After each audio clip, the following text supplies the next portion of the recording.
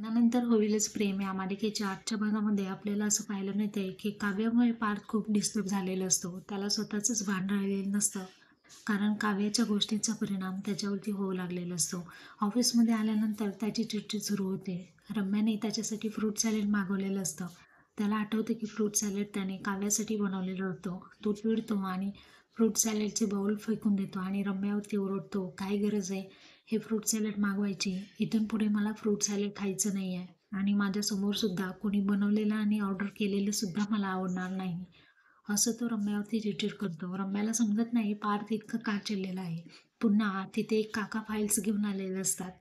File घेऊन आलेले असतात. ते फाईल पाहून तर तो खूप चिडतो. कारण त्याने राग आल्यानंतर काव्याला ह्या फाईल फाडण्यासाठी सांगितलेले असतात. तो फाईल पाहिल्यानंतर अजूनच राग होतो. तो म्हणतो, "या फाईल कशाला आणलेत? या कामाच्या फाईल आहेत. या काय फाडण्यासाठी आहेत का?" असं म्हणून फेकून देतो. त्याचा खूप राग झालेला असतो.